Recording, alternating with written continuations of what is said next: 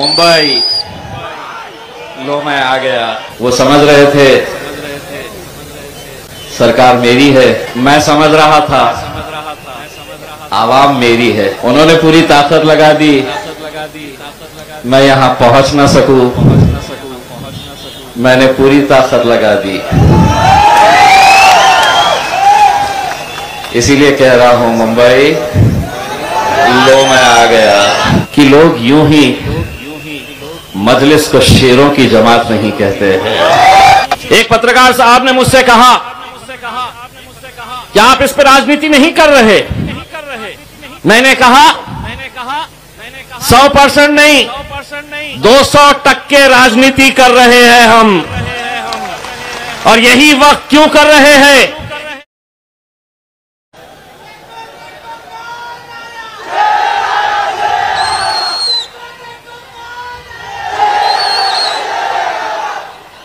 मुंबई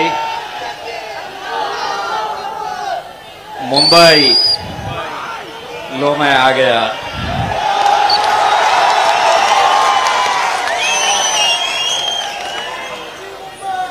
मुंबई लो मैं आ गया।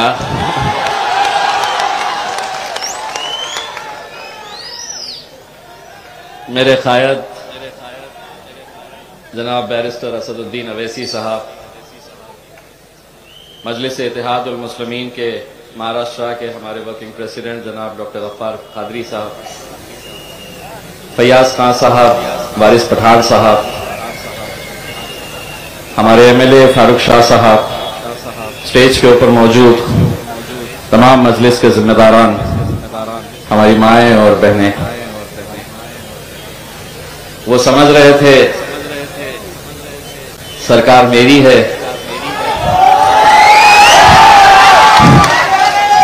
मैं कुछ भी कर सकता हूं। मैं समझ रहा था आवाम मेरी है, मैं कुछ भी कर सकता हूं। उन्होंने पूरी ताकत लगा दी, मैं यहां पहुंच ना सकूं, मैंने पूरी ताकत लगा दी। इसीलिए कह रहा हूं मुंबई लो मैं आ गया। अभी ये तो बस एक हमारी आवाज पर ही छा गई इतनी बौखलाहट। ये तो सिर्फ एक गुर्राहट थी, अभी दहाड़ना बाकी है।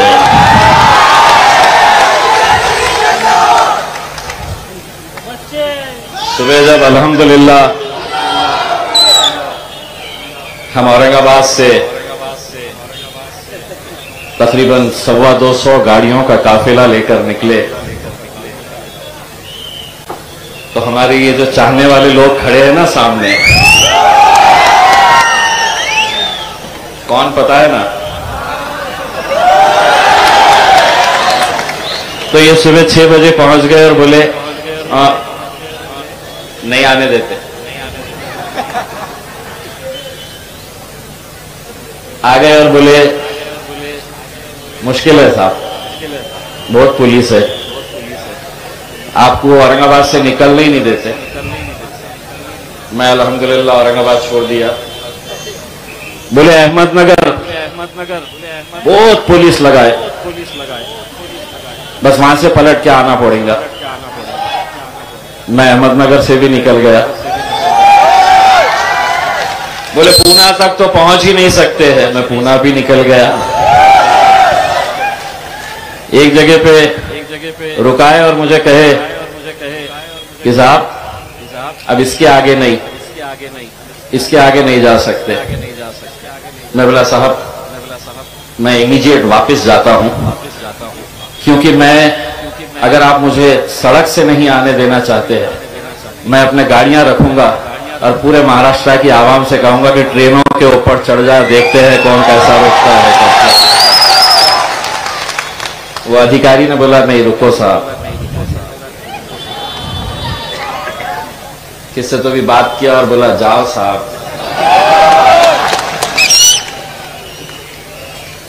लेकिन मैंने आज इन 13 घंटों के सफर के अंदर एक बात का मुझे एहसास हुआ कि लोग यूं ही मजलिस को शेरों की जमात नहीं कहते हैं। कुछ तो है कि इतनी ताकत लगा दी गई। और मैं एक साफ शब्दों के अंदर ये कहना चाहता हूं, और मेरी बात रखने से पहले मैं महाराष्ट्र की और मुंबई पुलिस का तहे दिल से शुक्रिया अदा करना चाहता हूं। मुझे मालूम है कि जो रुकावटें पैदा की गई थी इसमें पुलिस का कोई हाथ नहीं था। आप अपना फर्ज निभा रहे थे, मैं अपना काम कर रहा था। लेकिन कौन लोग थे जो इनके ऊपर दबाव डाल रहे थे कि इम्तियाज जलील और असदुद्दीन अवैसी साहब मुंबई तक नहीं आना चाहिए करके।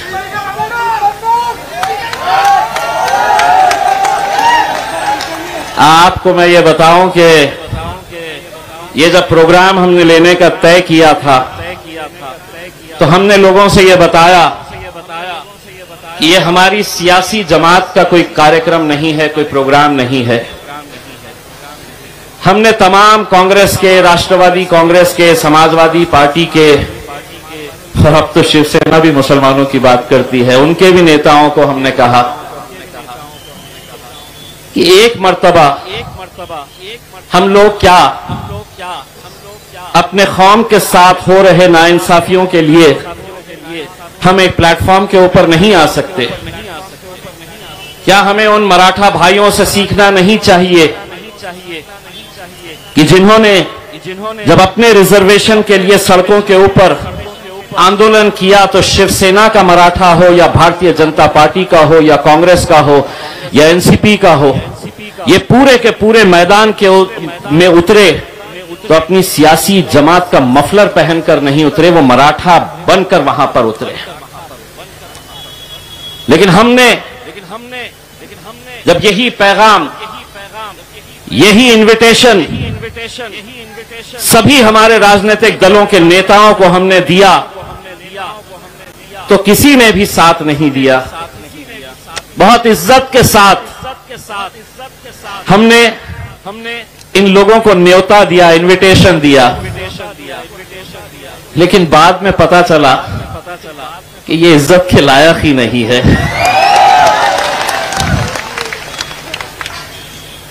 लोगों ने कहा कि क्या कर लेंगे, आप रिजर्वेशन का तो इतना पुराना मामला है, वक्त की जमीनें अब कहां बची है, आप क्यों इतनी मेहनत कर रहे हैं, क्यों जा रहे? इलेक्शन के वक्त एक बात कही थी, दोबारा ये बात दोहरा रहा हूं, मंजिल मिले ना मिले ये मुकद्दर की बात है, हम कोशिश भी ना करें ये गलत बात है। हम कोशिश करेंगे, पूरी ईमानदारी के साथ कोशिश करेंगे,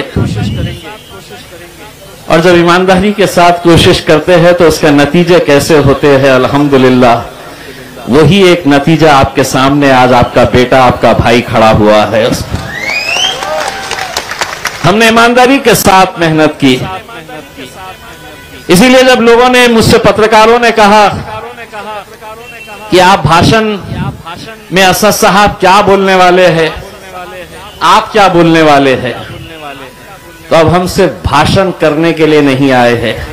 ये जो स्क्रीन लगाए हैं ना, 2 स्क्रीन लगाए हैं, इनको आज उधेड़ने भी वाले हैं, उस स्क्रीन के जरिए दिखाने वाले हैं कि किस तरह से इस कौम का खेल खेला जाता है। उनकी ही जबानी दिखाने वाले हैं कि इस कौम को किस तरह से एक खिलौना बनाकर रखा गया है, एक रबर स्टैंप की तरह रखा गया है। इलेक्शन आया, आ जाओ फिर अपनी गलियों के अंदर, मुसलमानों से वोट मांगने के लिए आ जाओ, सपने दिखाओ कि हम ये दे देंगे, हम वो दे देंगे। इलेक्शन आया, जीत गए, खत्म हो गई बात, हमारा जिक्र भी नहीं होता है। लोगों ने कहा यही वक्त आपने क्यों चुने? एक पत्रकार साहब ने मुझसे कहा क्या आप इस पर राजनीति नहीं कर रहे? मैंने कहा 100% नहीं, 200% राजनीति कर रहे हैं हम। और यही वक्त क्यों कर रहे हैं कि पूरे महाराष्ट्र के अंदर नगर परिषद के चुनाव है, दोबारा हमारी चौखटों के ऊपर यही लोग आने वाले हैं। आज जो लोग औरंगाबाद से या पूरे महाराष्ट्र के कोने कोने से आए हैं, हमने किसी को गाड़ी नहीं दी, किसी की गाड़ी के अंदर पेट्रोल नहीं भरा, किसी को पैसा नहीं दिया, लेकिन उसके बावजूद भी इतनी तादाद के अंदर अगर नौजवान बुजुर्ग निकल कर आए तो कहीं ना कहीं उन्हें यह एहसास हो रहा था कि हम जिस मुद्दे को लेकर आगे बढ़ रहे हैं हमारे आने वाले मुस्तकबिल से यह ताल्लुक रखता है। कहां है वो 93,000 एकड़ जमीन महाराष्ट्र की, 93,000 एकड़ जमीन कहां है वो? किसने किसको बांटा है? किसने किसको बेचा है? अल्हम्दुलिल्लाह 8 महीने हो गए हैं महाराष्ट्र वक्फ बोर्ड का सदस्य हुए, मेंबर बने हुए। इन 8 महीनों के अंदर अल्हम्दुलिल्लाह 9 FIR रजिस्टर करवाया हूं मैंने पूरे महाराष्ट्र के अंदर। 9 FIR, बड़े बड़े धन्ना सेठों के खिलाफ FIR। जो सोचते थे कि हमें कौन रोक सकता है, हम तो पैसों से सबको खरीद सकते हैं और खरीदे हैं।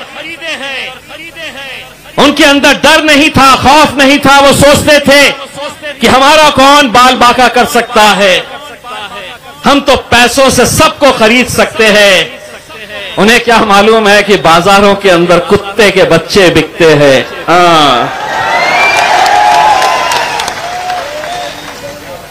बाजार में खरीद सकते हैं, बाजार में क्या नहीं खरीद सकते? एक है स्टेज पे, ओरिजिनल एक ही है, बाकी हम छोटे छोटे हैं। असद भाई को देख के अल्हम्दुलिल्लाह पहले पार्लियामेंट के अंदर भारतीय जनता पार्टी वाले सोचते थे ये अकेले है, इतना बोलते, और अब ये भी आ गया, अरे बाबा ये तो बहुत ही बोलता है। लेकिन मुझे इस बात की खुशी होती है कि जिस शख्स को अल्हम्दुलिल्लाह पूरी दुनिया देखती है, पूरे मुल्क के अंदर अगर कोई एक जानबाज पार्लियामेंट के अंदर खड़े रहकर हमारी हक की आवाज वहां पर बुलंद करता है, यह अल्लाह का फजल करम है। उसी मेरे कायद के बाजू जाकर बैठने का शर्फ मुझे हासिल हुआ है आप लोगों की दुआओं की वजह से। यह आप लोगों की दुआओं का नतीजा है कि अल्हम्दुलिल्लाह पार्लियामेंट के अंदर जब लोग कहते थे कि ये तो सिर्फ हैदराबाद की एक ही जमात है, हैदराबाद तक महदूद है, ये 1 के 2 नहीं होंगे, तो अल्हम्दुलिल्लाह 1 के 2 हो गए, 2 के 4 होंगे, 4 के 6 होंगे, 6 के 8 होंगे और 8 के 10 भी होंगे, बशर्ते हमें जिस नेक नियति के साथ, जिस एकजहीती के साथ काम करने की जरूरत है, अगर उस तरह अगर काम करे। मैं तो मुंबई के नौजवानों के अंदर जो जज्बा और जो जोश देखता हूं, कभी कभी असद साहब को यह दिल बोलना चाहता है कि असद साहब मुंबई मेरे हवाले कर दीजिएगा, देखिए मुंबई की कैसे काया पलट कर देता। कर रहे, हमारे फयाज भाई भी काम कर रहे हैं, वारिस भाई भी काम कर रहे हैं, हमारे कॉरपोरेटर्स भी काम कर रहे हैं। लेकिन कहीं ना कहीं हमको आज ये देखना होगा कि हम सिर्फ ओहदा लेंगे। महाराष्ट्र के कोने कोने से हमने कहा था कि आपको आना है, कुछ लोगों ने बहाने बनाए। मैंने जब मीटिंग लिया तो एक ने कहा मैं 40 गाड़ी लेकर आ रहा हूं, आखिर में लाया 4। एक ने कहा 20 गाड़ियों का तो नंबर लिख लो साहब, लाया 3। घर को जाना पड़ेगा भैया, काम करोगे तो टिकोगे, नहीं करोगे तो आपको भी जाना पड़ेगा। और ये फैसले हमको अपने पार्टी के हक के अंदर लेने पड़ेंगे। जो काम करेगा वो मजलिस के अंदर आगे बढ़ेगा, जो नहीं करेगा उसको घर में जाना पड़ेगा। क्योंकि हम ये जब जज्बा और जोश देखते हैं नौजवानों के अंदर, तो हमें भी ऐसा लगता है कि अगर औरंगाबाद से एक एमपी चुनकर आ सकता है तो मुंबई से हम 4 एमएलएस क्यों नहीं चुनकर ला सकते हैं। बशर्ते एक ताकत बनकर खड़े रहने की जरूरत है। हमारे आपसी इख्तिलाफात को खत्म करने की जरूरत है। और अगर हम वो कर पाए तो मैं समझता हूं कि पूरे महाराष्ट्र के अंदर सबसे ज्यादा जरखेज जमीन कहीं पर है तो वो मुंबई के अंदर है, जहां पर हम बहुत अच्छे नतीजे लेकर आ सकते हैं। दोस्तों, ये जब हमने निकलने का फैसला किया, पूरी तैयारी हो गई। और हां, मैंने जिस तरह से हमारे पुलिस डिपार्टमेंट का शुक्रिया अदा किया, मैं ये समझता हूं कि आज का ये कार्यक्रम अगर यहां पर हो रहा है तो वो सिर्फ और सिर्फ हमारे महाराष्ट्र के working president doctor Gaffar Qadri साहब की मेहनतों की वजह से हो रहा है कि पिछले इतने दिनों से वो यहां पर आकर बैठे और बैठकर उन्होंने जो कुछ भी मुमकिन हो सकता था वो काम किया। वरना ये आलम है हमारा कि पुलिस ने कहा नहीं करना, नहीं करेंगे, ठीक है साहब, नहीं करेंगे। ये मजलिस में नहीं चलेगा।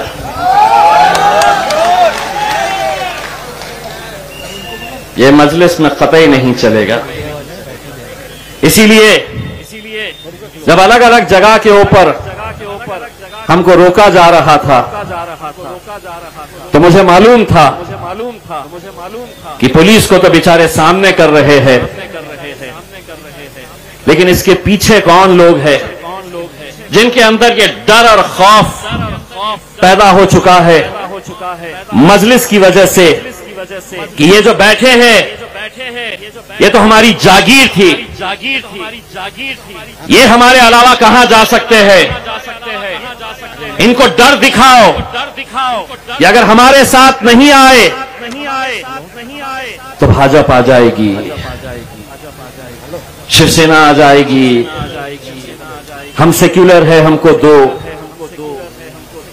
लेकिन जब उन्हें यह एहसास होने लगा कि अब ये कौम भी बेदार हो चुकी है और इसमें भी वो हिम्मत आ चुकी है कि कल तुमसे ये सवाल करेगी कि जिस मुंबई हाई कोर्ट ने 2014 के अंदर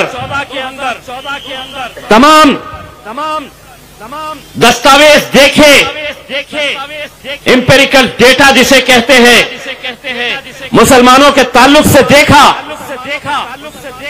पढ़ा समझा, तब अदालत ने यह फैसला लिया, आदेश जारी किया गया कि मुसलमानों का एजुकेशन का परसेंटेज इस राज्य में, इस मुल्क के अंदर सबसे कम है। क्या वजह है कि आज हमारे बच्चे अगर अच्छी तालीम हासिल करना चाहते हैं तो क्या वजह है कि अदालत का फैसला आने के बावजूद भी ये सरकार, ये हुकूमत हमें ये रिजर्वेशन क्यों नहीं दे रही है। मैं और वारिस पठान 2014 से 2019 तक महाराष्ट्र की विधानसभा के अंदर एमएलए थे। उस वक्त कांग्रेस के, राष्ट्रवादी कांग्रेस के, समाजवादी पार्टी के आमदार एमएलए खड़े रहते थे और लड़ते थे बीजेपी के मुख्यमंत्री देवेंद्र फडणवीस से और शिवसेना से लड़ते थे और ये मांग करते थे कि अदालत ने मुसलमानों को 5% रिजर्वेशन दिया है।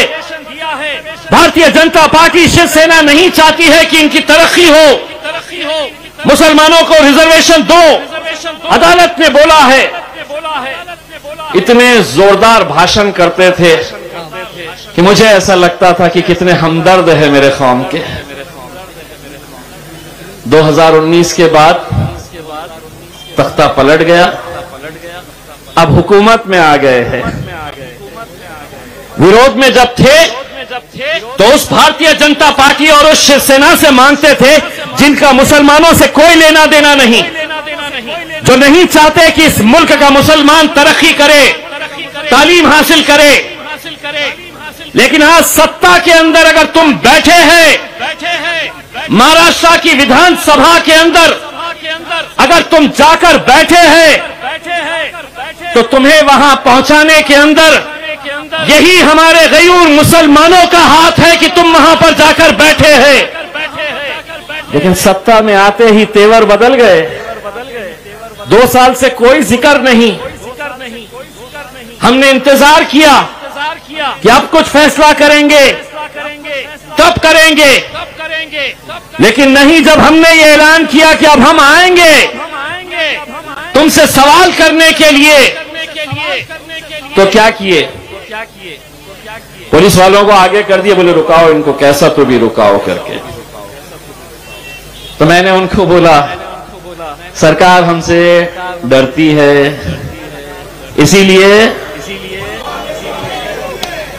सरकार हमसे डरती है, इसीलिए पुलिस को आगे। लेकिन यकीन मानिए आप अपना काम कर रहे थे। हमें मालूम है कि कौन कौन लोग इसके अंदर खेल खेल रहे थे कि हम आना नहीं करके कैसी कैसी साजिशें रची जा रही थी। मैं वो तमाम नौजवान जो महाराष्ट्र के कोने कोने से आए, मैं उनका तहे दिल से शुक्रिया अदा करना चाहता हूं कि आज अगर हम यहां तक पहुंचे तो सिर्फ इसलिए कि मैं अकेला नहीं था। जब मुझे रोकते थे तो वो देखते थे कि मेरे पीछे अल्हम्दुलिल्लाह कितनी बड़ी तादाद और कितनी बड़ी ताकत खड़ी हुई है। हद तो ये हो गई कि वाशी के पास जब हम आए नवी मुंबई में, अगर कोई वरिष्ठ पुलिस अधिकारी यहां पर मौजूद है तो सुनिए साहब, हमने अपनी किसी भी गाड़ी के ऊपर हमने अपनी पार्टी का झंडा लगाकर नहीं लाए। हमने कोई हरा नीला पीला भगवा झंडा लगाकर नहीं आए।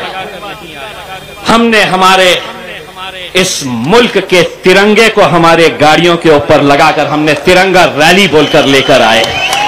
उस तिरंगे का जिसकी हम इज्जत करते हैं, जिसके ऊपर हमें गर्व है, फख्र है।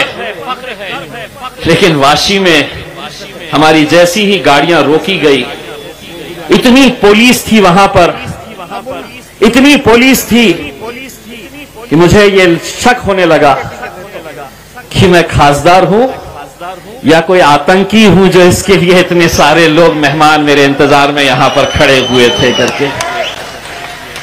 लेकिन वहां पर कुछ पुलिस वालों ने हमको आदेशित किया और कहा कि हम आपको आगे जाने देंगे, आप अपने गाड़ियों से ये तिरंगा निकाल दीजिए। ये वाशी के एक वरिष्ठ पुलिस अधिकारी ने, मीडिया वाले भी वहां पर थे, उनके सामने हमें यह कहा गया कि आपको अगर मुंबई जाना है तो आप तिरंगा निकालिए, अपनी गाड़ी में रखिए और आप आगे जा सकते हैं। मैंने तिरंगा निकाला, गाड़ी से खुद नीचे उतरा और मैंने कहा कि गाड़ी तू रख, मैं पैदल जाऊंगा लेकिन तिरंगे को नहीं छोड़ूंगा।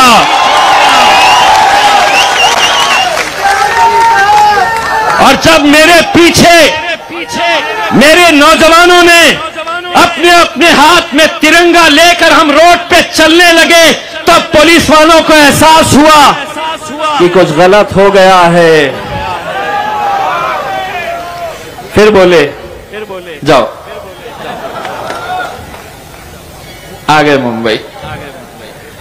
बस यही हमारा था कि ये रुकावटें क्यों और किस वजह से की जा रही है। इलेक्शन आएगा, जब भी आएगा, जिस किसी को जिस जमात के अंदर जाना है, जिसका झंडा पकड़ना है, किसका मफलर पहनना है, यह आपका इख्तियार है। लेकिन एक मर्तबा हम सबको मुसलमान बनकर सड़कों पर उतरने की जरूरत रहेगी मेरे भाइयों। और जब तक हम ये नहीं करेंगे, लोग कहेंगे कि क्या होगा 5% रिजर्वेशन से, क्या नहीं होगा। 93,000 एकड़ जमीन अगर वक्फ की अगर हम मुसलमानों को वापस मिल जाती है, तो महाराष्ट्र के देवेंद्र फडणवीस साहब, महाराष्ट्र के उद्धव ठाकरे साहब, शरद पवार साहब, कांग्रेस के नेता, मैं आपको ये जबान देकर जाना चाहता हूं कि तुम वो 93,000 एकड़ वक्फ की जमीन हमको लौटाओ, जो हर साल मुसलमानों को 300-400 करोड़ रुपए का माइनॉरिटी बजट देते हैं। वो बजट नहीं देना, 300 करोड़ तो खैरात में हम तुम्हें दे डालेंगे। वो जमीनें हमारा हक है और इसके लिए एक मूवमेंट चलाने की जरूरत है। आज छोटी सी एक झांकी दिखाए, थोड़े परेशान हो गए। फयाज भाई, महाराष्ट्र विधानसभा का अधिवेशन आने वाला है। अब एक धरना जो है, जब इनका अधिवेशन रहेगा, जब ये अंदर बैठेंगे, तो इनकी बजाने के लिए हम लोग बाहर खड़े रहेंगे। बहुत डरते हैं ये जब अंदर बैठते हैं और उनको पता चलता है कि आ गए ये टोपी वाले, दाढ़ी वाले, ये खौफ निकल कर आ गई है, अपनी वाट लगने वाली है। हम सिर्फ इतना कहना चाहते हैं कि ये लोगों ने आप लोगों के साथ कैसा खिलवाड़ किया है। अगर मैं अपनी जबानी अगर कहूंगा तो शायद आप लोगों को यकीन नहीं होगा। अगर मैं कहूंगा कि आप लोगों को कैसा बेवकूफ बनाया गया था, मैं अपनी जबानी कहूंगा कि किस नेता ने, चाहे वो नवाब मलिक साहब हो, आरिफ नसीम खान साहब हो, अबू आसिम साहब हो,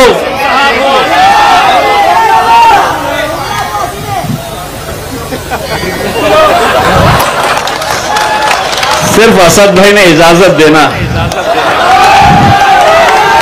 अगला इलेक्शन तो इम्तियाज जलील उनके खिलाफ मुंबई में आके तुम्हारे घर के अंदर लड़के जाएगा और निकाल के जाएगा इंशाअल्लाह।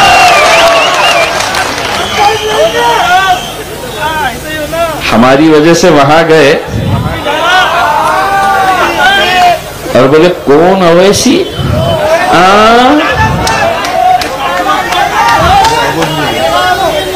पप्पा, भूल गए। लेकिन मैं यहां जाने से पहले सरकार को यह बताना चाहता हूं कि ये मुद्दे, देखिए इस मुल्क के अंदर मुसलमान माइनॉरिटी के अंदर सबसे बड़ी मेजॉरिटी है। अगर ये मुल्क को तरक्की करना है तो मुसलमानों को पीछे छोड़कर ये मुल्क कभी तरक्की के रास्ते पर नहीं जा सकता है। अगर हमको इस मुल्क को आगे बढ़ाना है तो हमारे मुसलमान भाइयों की तरक्की के बारे में भी सोचना पड़ेगा और ये सरकार की जिम्मेदारी है। सरकार में जो बैठे लोग हैं उनके जो करतूते हैं वो मैं आपको दिखाऊंगा, लेकिन सरकार हमसे कितनी डरती है इसका अंदाजा मुझे कल रात में हुआ कि कल रात में सरकार ने एक नोटिफिकेशन जारी किया और रात में 12 बजे वो नोटिफिकेशन मुझे भेजा गया। आप अगर पढ़ेंगे तो आपको ये समझ में आएगा कितना डरती है। क्या लिखे है मालूम नोटिफिकेशन में? बोले मुंबई में ओमिक्रॉन है,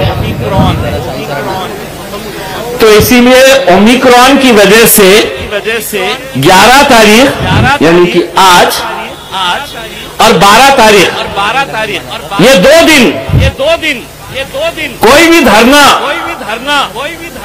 कोई भी सभा, कोई भी सम्मेलन नहीं होगा 2 दिन के लिए। यानी कि 11 और 12 जब हम यहाँ पर हैं तो ओमिक्रॉन हम जाते ही सब शुरू। अगर आप बोले होते असद भाई इजाजत दिए 13 तारीख के दिन फिर आ जाएंगे गाड़ियां लेके यहाँ पे, फिर तो रोक नहीं सकते हैं हमारे को। तो ये देखिए कैसी बौखलाहट है कि हमको रोकने के लिए एक ऐसा नोटिफिकेशन रात में 12 बजे निकाला गया कि ये 2 दिन के लिए है, तो हम कोई भी सभा को इजाजत नहीं दे रहे थे। लेकिन उसके बावजूद भी हम यहां पर आए। अल्हम्दुलिल्लाह मैं आप लोगों का, तमाम लोगों का तहे दिल से शुक्रिया अदा करना चाहता हूं।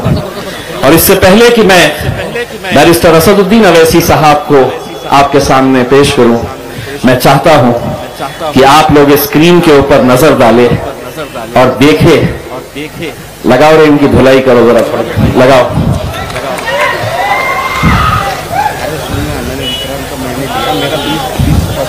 देखिए गौर से, जो देख नहीं सकते हैं मैं आपको उसके सीडी बनाकर देने वाला हूं।